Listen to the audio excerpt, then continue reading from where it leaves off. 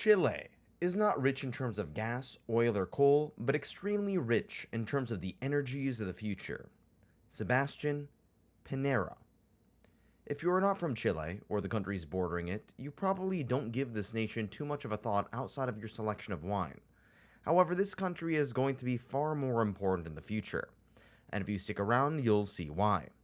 Located in the South American continent, the most striking feature of this nation is this long, narrow vertical shape. Shaped like, well, a chili pepper. Contrary to popular belief, the name does not come from the chili pepper, but probably arrived from some indigenous word, meaning where land ends. Although, to be clear, we don't know for sure. Whether this is true or BS doesn't matter, but it is at the end of the day a fairly perfect description.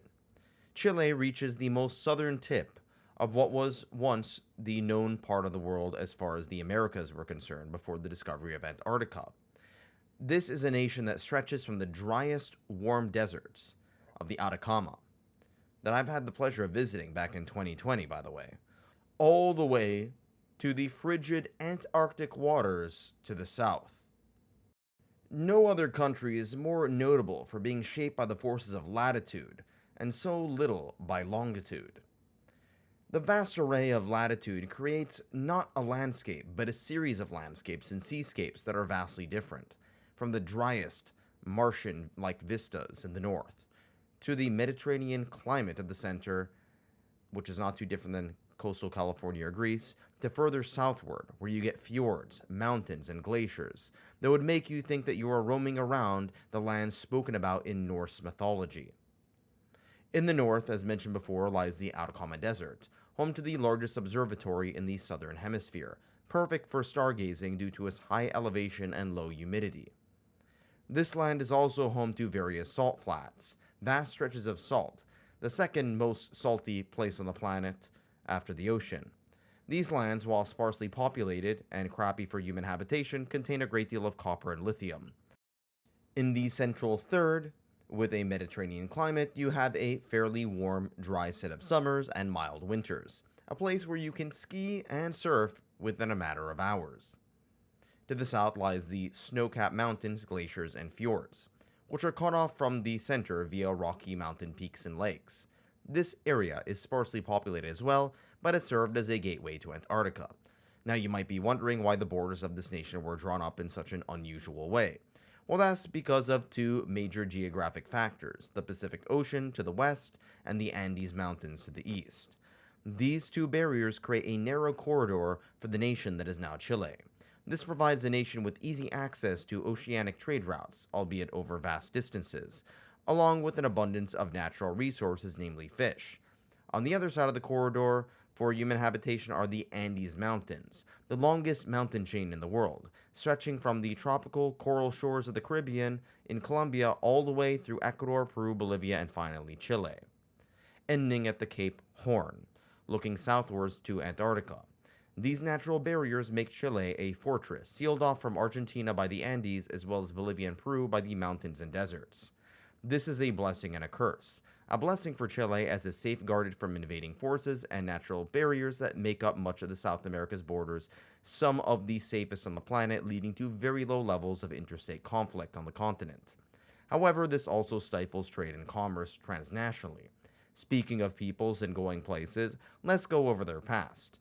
Chile was one of the last places outside of the various islands to be inhabited by humans due to the long distances that people had to trek from Africa over the course of several generations through Asia, the land bridge to the Americas, and eventually all the way down to the Pacific coast of the South American cone of South America.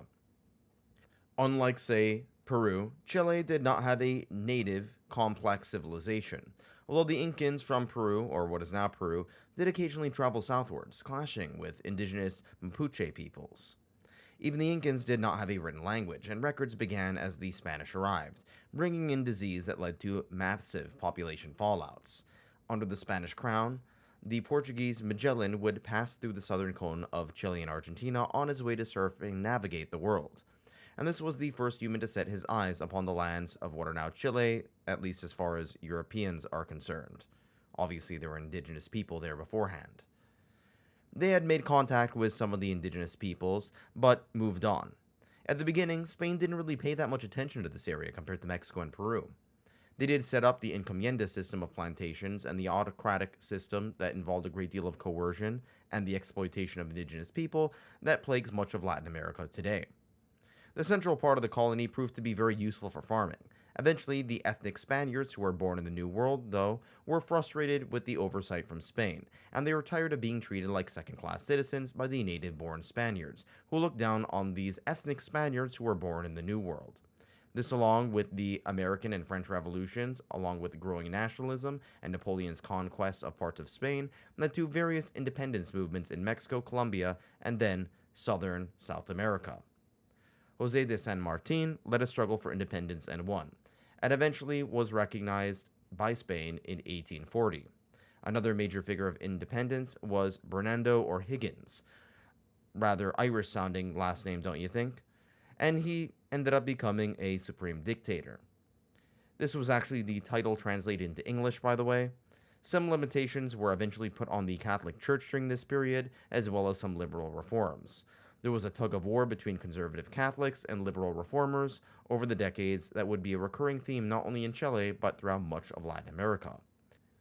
The War of the Pacific between Chile and Bolivian-Peruvian alliance, in which Chile won, took over a large swath of the northern territory, which is rich in mineral wealth, and also made Bolivia a landlocked country, which it is to this day. And to this day, this has been a source of contention between the two nations, as there is a great deal of lithium and copper mineral deposits, and Bolivia lacks access to the ocean, which stifles its economic development. To this day, Bolivia still wants access to the ocean. Nonetheless, the two do cooperate when it comes to tourism. Anyway, Chile fluctuated with varying levels of democracy and autocracy, left-wing and right-wing ideologies, and was pretty much a roller coaster. In 1970, Salvador Allende became the president under the Marxist Socialist Party. This was in the midst of the Cold War, and the plan to nationalize copper mines, engage in land reform, and other socialist policies angered President Nixon and the CIA. Allende's early days were pretty lackluster, and his policies included price freezes and the nationalization of mining sectors, which did increase unemployment and reduce inequality. However, it also led to massive inflation, capital flight, and empty grocery shelves. And when I'm talking about inflation, I'm talking about 600% inflation. The Nixon administration sought to undermine Allende, and this eventually led to a military coup led by the far-right dictatorship led by Augusto Pinochet. While Allende was rather incompetent, Pinochet was downright brutal, as his regime engaged in mass human rights violations, cracked on some political opponents, and forced disappearances. Some of these violations were exaggerated by Soviet, Cuban, and left-wing journalists at the time who sought to downplay the human rights violations of communist regimes, but nonetheless, the evidence piles up overwhelmingly against the US-backed dictatorship. Pinochet's military junta also had very pro-business economic policies, and deregulated and privatized much of the economy. He knocked down trade tariffs and adopted the University of Chicago schools of economics, which includes, well, American laissez-faire version of Austrian economics, which is already very laissez-faire. The bureaucrats who implemented this system were known as the Chicago Boys, and these Chicago Boys implemented an American-style laissez-faire version of the Austrian economics, which were already very laissez-faire. The bureaucrats who implemented this system were, again, switching from an economic extreme on the left to another economic extreme on the right. And by the 1980s, this led to a credit crunch. Eventually, the Ministry of Finance took a more practical and less ideological approach and allowed the currency to float, along with some regulations to the financial sector, without infringing on business excessively. At the end of the day, this turmoil led the nation to become the richest in Latin America and an advanced economy. It's the only OECD nation in Latin America. However, it's also led to it becoming a very unequal country, one of the most unequal countries in the developed world, with some of the worst barriers of entry when it comes to the ability to pay for your education, among other social services.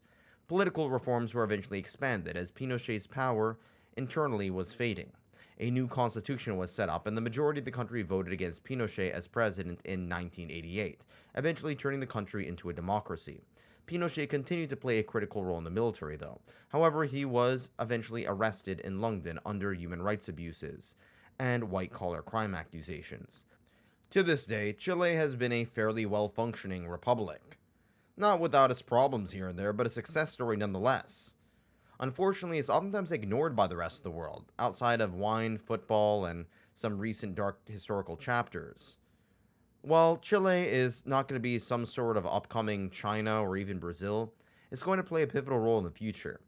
Chile has a highly globally interconnected economy, and the country has signed a significant number of free trade agreements that have resulted in Chilean miners finding their way into the most essential products of everyday life for people around the world. In contrast, say Argentina, a neighbor that has a lot of mining resources but prefers free trade agreements to be relegated to other South American nations like Brazil, the country of Chile has preferred international trade regulations that involve selling salt, silver, iodine, ore, and other minerals throughout much of the known world. Well, the known world is really all the world at this point, unless you count the deep sea. Look at anything in your house that has any wire, chances are that wiring is made out of copper, and chances are that copper came from Chile. If copper vanished off the face of the earth, your life would be in shambles, and you wouldn't be watching this video. Lithium will be the metal of the future, as we need lithium for batteries for our electric vehicles, among other green technology. As the world economy shifts away from fossil fuels for renewable technology, this has not only meant ending the exploitation of resources when it comes to hydrocarbon resources, but really expanding the exploitation of resources when it comes to copper and lithium. And much of this copper and lithium resides around the Chilean border near Argentina and Bolivia. This could be a flashpoint for conflict given the shaky history with Bolivia. After all, the relationship between South America's richest country and South America's poorest country is one of contention, and it could have global consequences, as Chileans tend to have closer relations with the US and Europe, and Bolivia tends to favor Russia and China. But the chances of this devolving into any real hot conflict are very low. Overall, I would argue that because you use these electronic devices in your daily lives, make sure to pay more attention to this country as time goes on.